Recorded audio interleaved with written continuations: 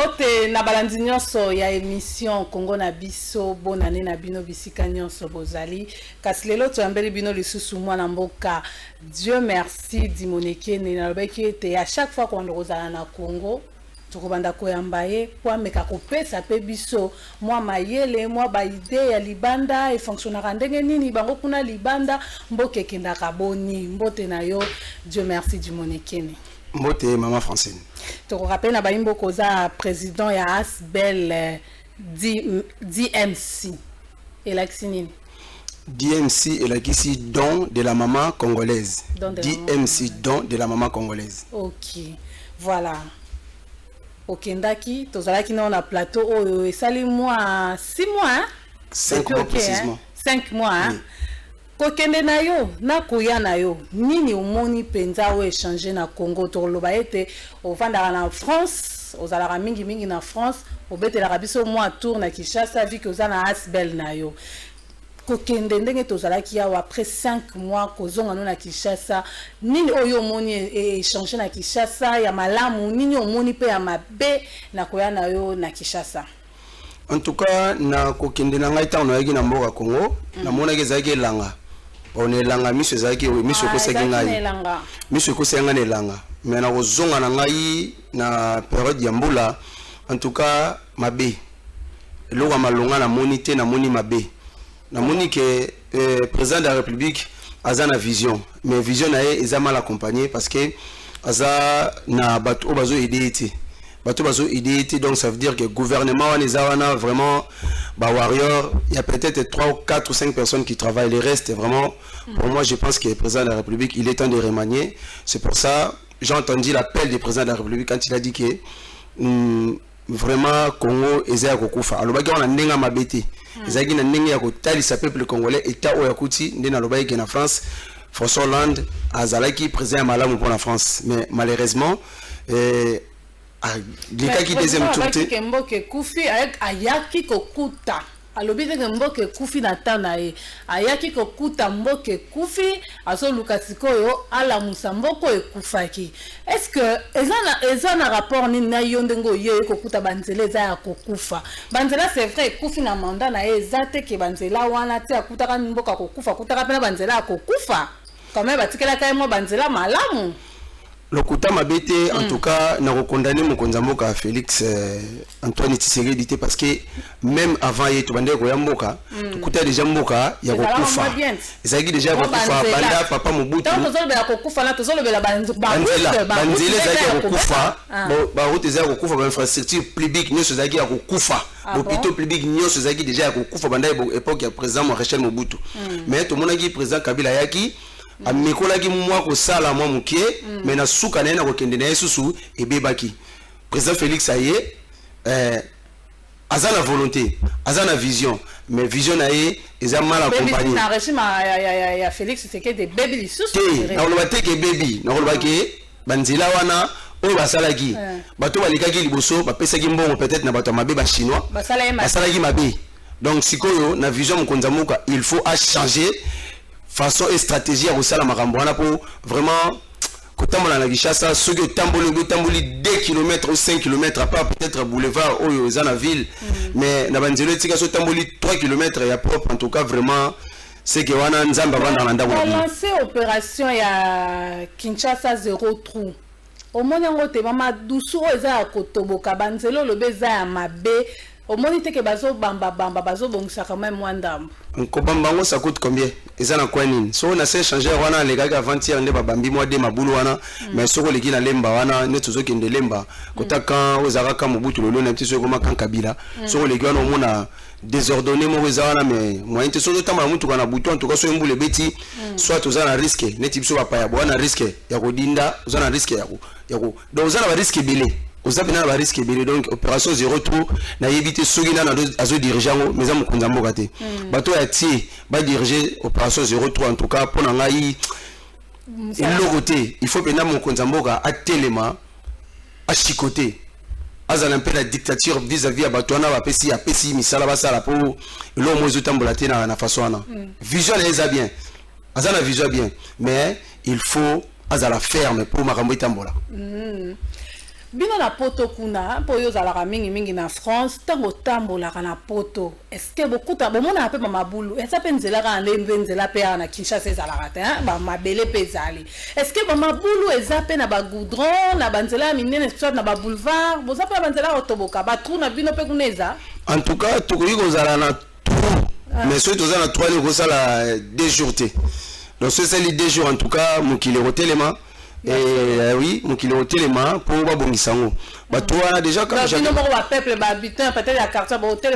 biso bato ya ville wana biso bato de kanzela en tout cas ceux qui courrier qui pas monsieur le maire mais on n'a pas préfet pour faire matin on a le conseil régional donc au monique marambo ke ni mangu donc ça là déjà tout est tout monde Kinshasa za na mabulu ouais biso za ko panda nyonso te ndere nzambe asilika kina likolo atumbi bapine bato asaki désordre na lola batumbi bapine nzamba boki saliti wana na Congo siko eza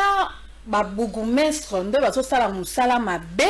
tout vraiment eza il faut ko simba nde kota mokonzi mboka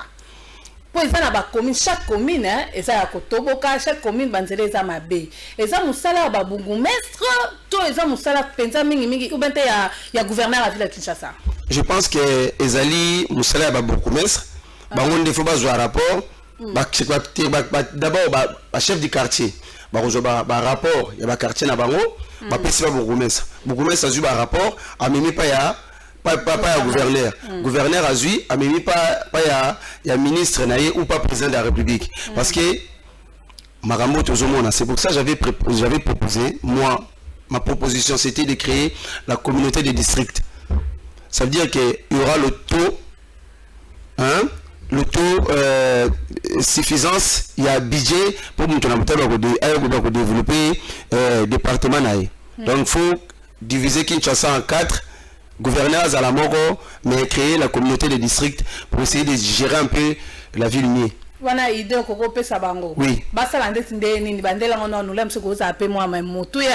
Je suis disponible à proposer ces idées-là. Donc, c'est la communauté des districts. Bakabula Kinshasa en 4. C'est la communauté des districts. Et chaque district a un budget naïe. Le budget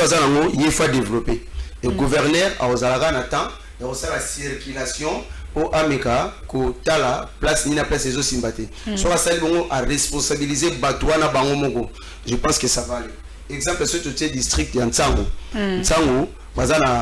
bazana bureau na bango des districts, il y a des districts ya bango moko pona ko sala misalo eza ya bango. Bazana budget na bango ba voter les bango budget. Soit voter budget wana gouverneur a pesi bango budget pour ba gérer ba misala ya territoire na bango ya Nsango ya département na bango ba OP ya mo amba ba gérer et puis na suka rapport wana ezoya pa yemongo mokonzamboka wa matoli ko je pense que vous allez mieux pour tomika ko accompagner vision mokonzamboka pour mokonzamboka ebele ba aussi mise touche na suka wana eza souci na yo pour la ville ya Kinshasa la talanga sika il faut la talanga sika il faut la tapina donc na langue na bilamba na kosokola sika pour Kinshasa Bopeto c'est une bonne projet bien les projet mongo ya bien mais il faut vraiment tomika ko taper gentiment maboko parce que yemongo peut-être pe nyosa ko kokate oui pas kokuta donc il y a peu de temps peut-être aux difficile mais si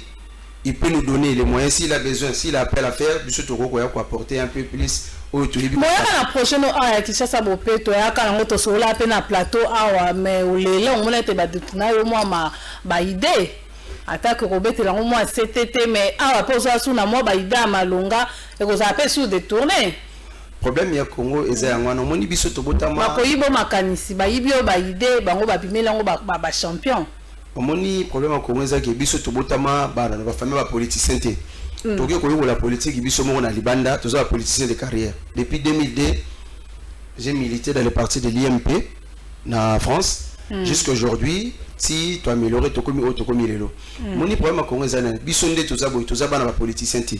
mais na Congo eza la politique comme lokola neti royaume soki papa azalaki ministre moi n'a pas roya fois à la ministre député tout ça et consort biso ba oyo ba famille zanga griffe donc ezalaka pas si poto bima alors tout ça na makanisi belé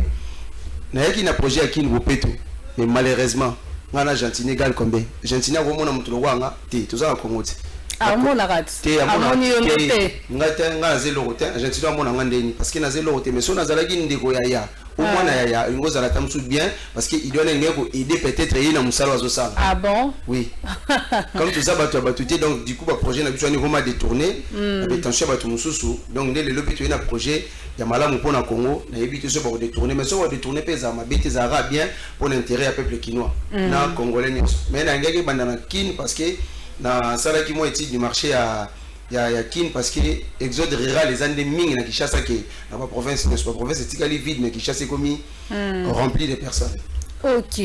Tout le monde qui opé na njili wana ndeko gloire de lemene na kanisa ko tela biso image opo ba imbo kabata la na njili ozo sala musala wala pesa kana kapa Kinshasa bopeto. En tout cas bozo kire kanivo bozo bongisa balabala. Omoni musapi moko liboko moko sokala gelongité mokonza mboka Félix Antoine na bandeko ne bazo entouré ba gentini baza na projet peut-être ya malamu pona robongisa mboka mais bango monta musu akokate parce que peut-être moni place maela mutu musu suki ya musu ze bandi yoko yoko zala makasi na mathématique omona mutu moko aza makasi na histoire géo donc na histoire géo na ko apprendre ko kantate ke yo oleki batu nyonso mutamakasi pe na suka ne babeta eka pa koma ya kolemba tout le monde que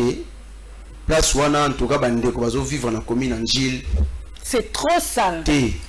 c'est trop sale mais nazo ka mondo ko so musala zalo ko so musala pundati mais na moni ta musala mpunda na kosala na meka na marteler na beta na no cité pourtant mususu sima gouvernorat de la ville de Kinshasa peut-être ba Rolanda pour toujours aider bango zati pour tout ça la bango concurrence ezaka que to moni place oyo ezalaka malamu ba bando kolekana lelo ba sala quand sous 6 mois ba moni ta voiture té pourquoi parce que qui chasse ses ko beba qui ne peut c'est bien au mais quand ta ko sondé té pour les belle na on quitter sur terrain pour na ça ba travaux beaucoup de na bourgmestre na chef ya quartier to chef ya rue té tant dans ça musala tant na sala ki on a kutana na ba chef ya barabara ba chef du quartier na solia na bango na ko kindi na commune izakwa na ke ko mitika na munu wangando parce que beaucoup mais c'est mon côté a olinga yo obongisa alors que papa mobutu bana biso monta opération bongisa le solo pango na yo na monta mususu ma gombe ça qui bien bana ma mwana sila moni gombe soko lengi na barabara gombe wani zaka kombo mais na kati nango en tout cas na préféré que tout mususu na vana ngana masina et aux alameke ovana gombe donc otala ndenge vila Kinshasa za na bosoto ndenge za salité pona yo ko ko banike ba bourgmestre na biso ya ba différents communes baso sa musala mabe baso komisa message pas gouverneur à vila Kinshasa te na roloba ki message zo koma pe gouverneur a obeta pe kara na roloba avant message wane koma gouverneur yimoko azamwa na poto avana na poto aibi stratégie ni akosala pour atala so makambo ezokende akoko se déguiser akolata nzakomba akose déguiser na soda akose déguiser na militaire mutapusu takini pa munene kini ya munene ase déguiser akona eza ba place surtout ba aye naza sur ba côté musa ayebite net banjili akati kuna ayebite ba sekomaf kuna njili sekomaf na kati est-ce que gouverneur a vu la Kinshasa ayeba kati kuna est-ce que ayebita na lalu ayebi lalu est-ce que ayebiki kitokimosi ayebite na limite est-ce que ayebi ntswenge ndimité est-ce que yebi quartier auto bengi na ntele kuna quartier mo bazo benga kamfufu est-ce que yebi passe eza kuna ayebité place wana soko ke yisoki mbule beti soki kamne le gwana na bana bazo kufa bazo kende oh là là donc ndimité gouverneur ayebi alors faut y on a le bagi faut gouverneur soki pena za na volonté à se déguiser à continuer ba fin fond ya ba quartier ezamboka na yem to sale mabaza te a remona réalité tout comme j'avais demandé l'inspecteur de la police qu'il faut vraiment à Kotaka infiltrer. Ça les salamate. Il y a peut-être la volonté, mais la limite que volonté on qui est na souka. Pour ce que l'équipe na ba commune, au monde ndenge ba policier bazo vivre, la situation bazo vivre, on a ba tenir wana bazo lela ya kosomba. Au la police a dit tenir mo bobi bamba bibamba. Na éviter la mort ni sur na pasa boti ya boot ce qui était tout ça na biso batisi ya maputa tout mo lettre ba policier na biso je pense que aux ala mieux que tout tika bango na betawa na bazali je pense que le président de la République a ko remarquer ne sauter parce que le président de la République tanga bimara ba koti sakika na nzelo ba olinga ba mema pa mona mabeti ba mema ka mona bolam je pense que un moment président Félix a komi ko mona réalité Yangwana komi ko lobela bino ba vérité azoloba. C'est comme j'avais dit la dernière fois, ministre du travail. C'est quoi son travail? Quand tu vois qu'il est la population congolaise va souffrir. Entreprise j'ai appris que Medema, comment là, Ekoufa, j'ai appris que Chanik Metal, Ekoufa, j'ai appris que Sicrière de Koulongo, et comment Ekoufa, alors Michel Van Dijk a employé plus ou moins 3000, 2500 personnes. Alors que l'État, il fallait qu'il était se propose, à plus ou moins part dans la il y a l'entreprise, et nous allons bien. Et Tex Africa, ils allaient qui allaient employer mais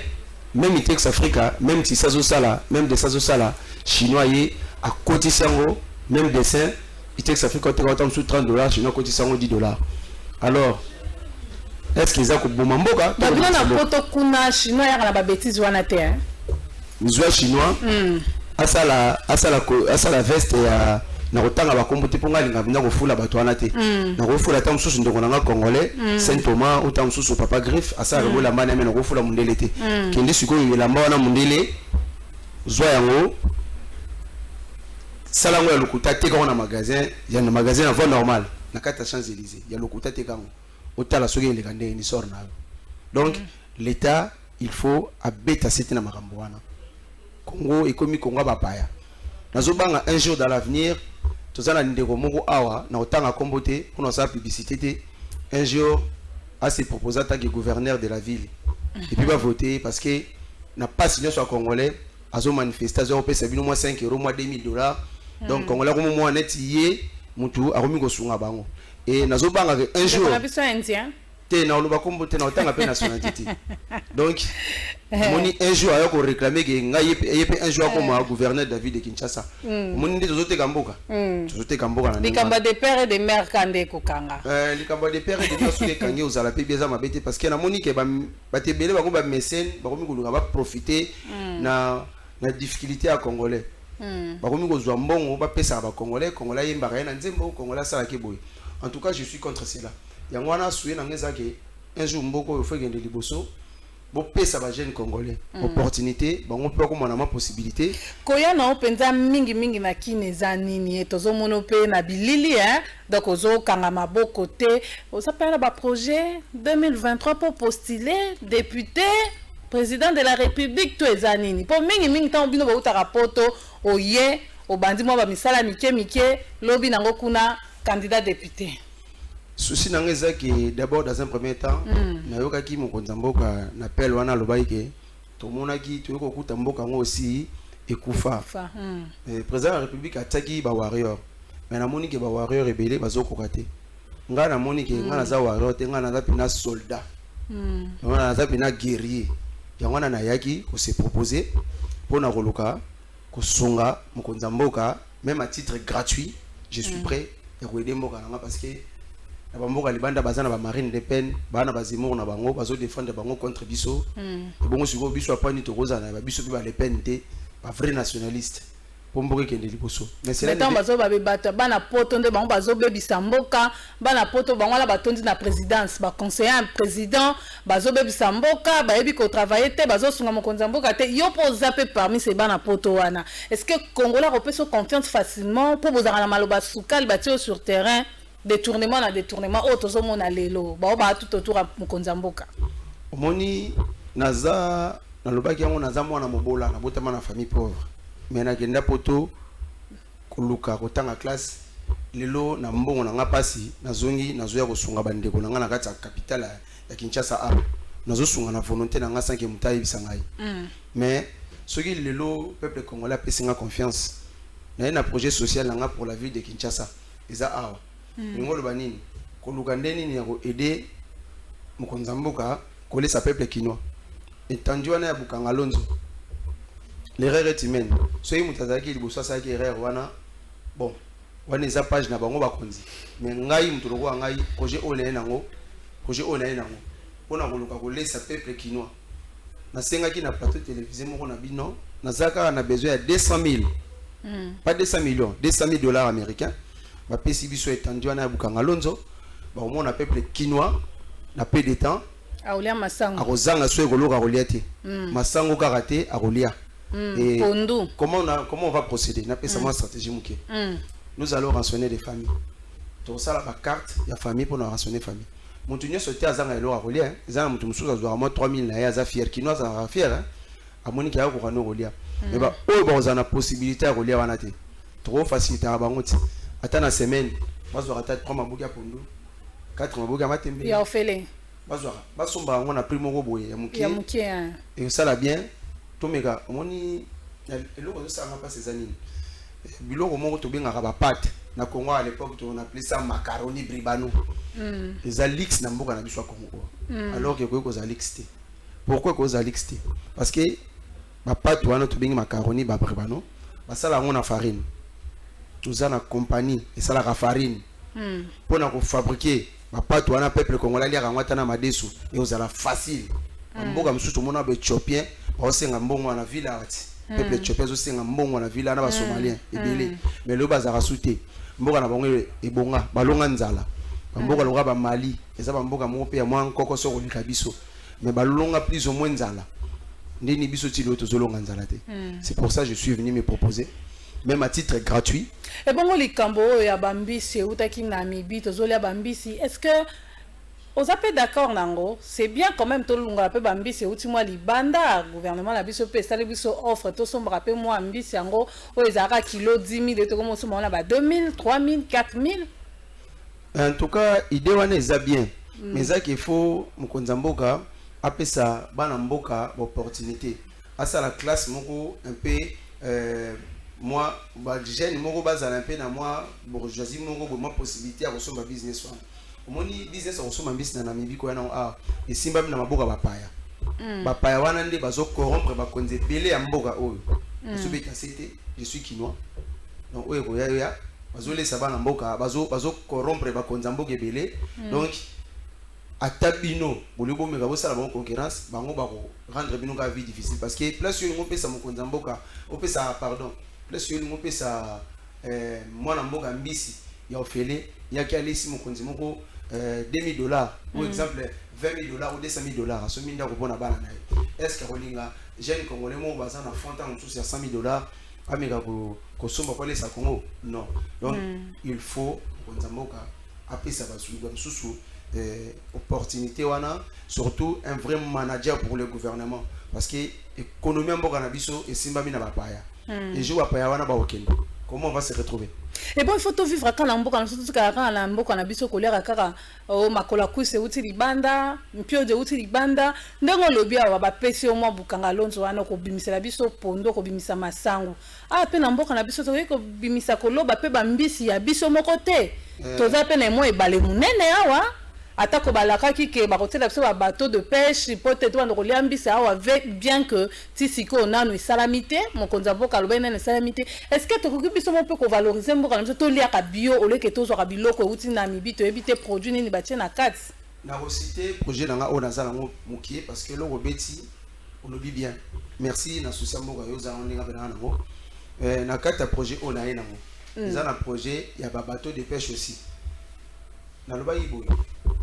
soki to komi na bateau de pêche rien que dans la ville de Kinshasa ne fût-ce que 2 bateaux de pêche voilà et moi que pêcher lundi et ça suffisant 2 bateaux de pêche moi que pêcher lundi na dit que congolais ne sauter que a dans la possibilité à relater congolais mso za mta congolais za kamta fier congolais ta za le logo ta lo baka mobola teti oui bi langage de binoana mobola teti siko soki tokomi ko pêcher mbisi wana za na fleuve pona na fleuve Congo mbisi so kufaka yes ba pêcher ta komi munene to ba kanga ye ba ko mbisi wana za ndoki o mama ba bonte mbisi vieille c'est les gars koli makasi donc ya akoli na ebale donc akomi lima ta ba kanga yo mama mo una bongana ni ndoki te za mbisi alors surtout tokomi ko pêcher 2 fois par semaine na fleuve na biso na fleuve Congo to pêcher exemple mercredi tu veux pêcher sous j'ai dit je pense que le peuple quinois a relié vraiment d'une manière incroyable donc ça les diminuer makasi comment développer ça je suis là je ne peux pas tout dévoiler à la télé voilà donc européen ça peut numéro na téléphone est-ce que n'importe kuna bato bala la nzala n'importe somme tala linzala c'est que ça volonté naï a préférer gêner naï n'importe tito longa n'importe mundela longa nzala longa soins médicaux longa donc vie sociale mundela longa donc mon nga bana na Kinshasa azoliaka lipa na nguba Pani parce que nazomona PO nazanango na préféré baninga bazali banda tout autour na ngai balia na bango kengana ya pona biki na kolia na ngai so tango zonga biloko ezana ngo agogo nazamu ta santé muke meta na yaka na perdre toujours 10 à 15 kg ngo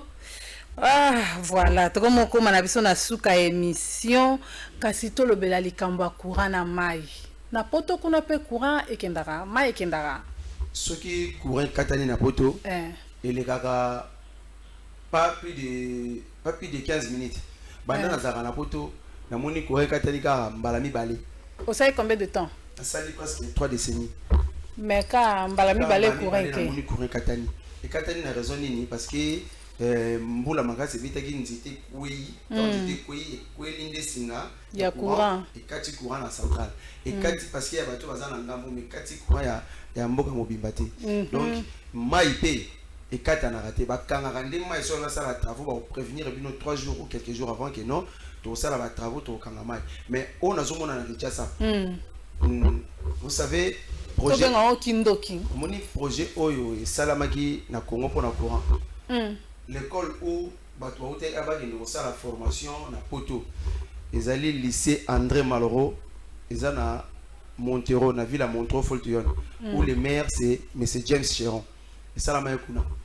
bato yaki formation kuna bato SNL basi sa formation te na place à formation ba memaki mingi baluka mingi mbako tsa bande kona bango pour Congo le lois na courant ça nous demande pas grand chose il faut travailler hydraulique et il faut qu'on travaille en hydraulique et le lycée en question c'est le lycée où moi j'ai été quand j'étais jeune à l'école et le lycée wana ngam na sala projet ya malamu pour le lycée wana ezala retourner nos tourner donc ezali donc na koko bimisa module wana tout na zana ngo ba pesa ngo na zana ngo mais tellement mboka o Istanbul la faut keba to ko bimisa ngote donc problème surtout la TV boy moyen te donc il faut vraiment ba travailler hydraulique et au ça la bien je disais que le projet o ya ba kin bopeto ça bien mais les ba des choix na ba modeste wana et ko apporter l'électricité énergie ceux qui ont travaillé ou comme ma courant nous pouvons basalite na biso oyo to boka fulu ba plastique ba nzeta pondu basalite kaka ya poubelle et ko se transformer en énergie électrique et PCP courant et mai na biso na Congo Congo eza place ko biso ebela ba fulu to zanga nango etondaka awa fulu surtout fulu asayo na moni ko tantuka musala malamu na moni ko to fulu asayo penza balongoli nyonso ebela ba fulu etondaka basala nango ndeti nini je me pose ce qui yango pesa mo pesa ka pe moins énergie yango ndongo soloba mais basala nango nini moni Congo eza problème nini salita Congo eza un problème nini Congo eza un problème ya comme je disais eza un problème écologique eza un problème écologique défi à Congo eza nini salité plastique nyonso koti na sama belé tanga va na sama belé moyen ko tasusu ezati OK donc dans ma ezotika likolo parce que la cible plastique ezati dans yango ndozo sala ke peto za na mabulu voilà parce que ezolia goudron voilà pour ba sala ke lelo nzela pour moi les ala bien il faut ba creuser ba luka na c na profondeur ba longoli ba salité wana qui va permettre que nzela les ala bien deuxième chose ezaki Congo le réseau kufa pour les défis écologiques l'écologie ne fonctionne pas ici au Congo le pan nyonso il faut ezala plus ou moins nzete ça raline nzete permettre que soki mbule beti mama pango modèle ezotekama modèle moto na mutazo 4 ba 1 mètre né place nzete ko zala nzete amanga si cuisine mobimbati des fois chambre mobimba ya mututi des fois ya ngwana nzete ko joa espace ya ngwana gouvernement il y a tout à gagner tozole la budget tozole la mbongo eza na mboka Congo oyo na Kinshasa mbongo ezala d'une manière incroyable donc na 2 semaines à travail si on fait du travail sérieux je pense que nous pouvons ramasser dans 2 semaines on peut ramasser plus ou moins 10 milliards de francs congolais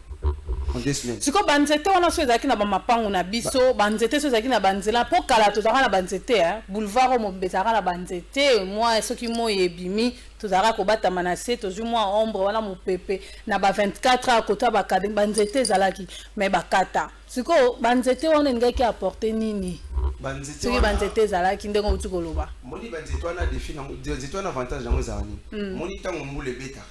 soki mbule beti banzete wana permettra misisa na ngo emela mai po banzete wana ekola donc mai wana olevanda na mabele misisa emeli yango ale mai mo evanda na mabele ezate ya moni ke banda ko place banzete ali banda ko toujours la problème rarement parce que quand on les bêtis mbanzete on milima yi donc terrain tikali là et puis ni sana e kanga kama bili donc pour le Congo ça sous l'érosion il faut pas qu'on banzete faut pas zone ça banzete dans le cas banzete pesate yango pezo causer pe ba trou oyo na ville ya Kinshasa parce que nzete kanga kama bili ni ça les kanga kama bili ils ont mis la maille ils ont permettre que mboka mai vanda kati parce que mai sovanda parce que place au kinezate ba canalisation ezate gombeza mais tant ba ingénieur na ebité ba kataka banzeto ezalaka na ba boulevard po ba tongola biso banzela je crois ezalaka na époque ya 5 chantiers hein on de ba kataka ba kataka banzeto na ba yeba te que nzeto on est important pour ne batela biso banzela eza problème omoni tango zokanisa ko yebi likambo nyonso za mutu muso asalika formation likambo ayebi définir les alliés ndeko zoko akize bana pote za bana pote belé o bazana kata présence bayibi makambo wana mais diabolisation ezé belé ozo diaboliser bango alors que non basali misala bango te bopesa bango temps je pense que aux alami moi je pense plutôt que Congo vraiment définit biso premier défi écologique ce qui écologie est bien je pense que aux ala bongo te parce que ceux qui na balabala nyonso tous en plus ou moins 2 ou 3 tonneaux tu dis que tu vois qu'il ne va pas déchirer la banque ça va changer les choses mais ceux tous autres qui ont gagné balabala Kinshasa en tout cas je pense que d'ici 5 ans il faut qu'on fasse plus to aider mon konzamboka et non to bomai to komi na suka kasi ba yo bakataka banzete boyoki banzete ngo pe kenda wapi il semblerait que banzete wana batekela kango ba chinois basalela kango mabaya il semblerait pesa numéro no téléphone pour la baye balandi biso ba on a besoin peut-être pas contacter numéro ya kin on peut se numéro à porte WhatsApp eza non pesa la ya Kinshasa non pesa ya potote non pesa ya Kinshasa ya Kinshasa kuna porte eleka nango eleka nazaka na crédit na Ernest ça crédit à partir awa et bon so mpe mutangazo na WhatsApp po ebike mo Kinshasa crédit mo passe to bengo na WhatsApp na WhatsApp na numéro na Kinshasa zo rappeler WhatsApp très bien pesa kas mais la seule chose dernièrement on a les gars awa j'ai quand même quelques problèmes il y a certaines personnes qui vont bien ngai na titre ya menace ya kuluka menacer nga oh là là mais c'est ça qui est adversaire ma parce que ni à Kinshasa bon c'est ça le mal hein tango lobi makambo eza ya motuya ya solo eza na bamsusu bakozwa na ndenga mabe bako menacer kasi pesa numéro hein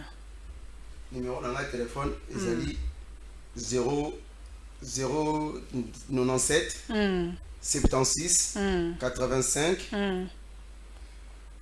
839. Oko bandela Ezali 097 76 85 839. Oza un message à souka européen lisusu bao ba robengo ide peza ou enregistrer ba numéro na bango ou publier ba numéro na bango comme ça to yeba bango. Ko benga ngai pona objectif a bien pona koluka ko edemboka o en tout cas je suis présent. Ko benga nga pona koluka ko sala tout comment ma bien tout ko ça parce que et aussi mbaté donc les ancêtres je suis mon amboka donc l'eau monte et ou les gars et deuxième ça dit que to lingamboka congolais lingamboka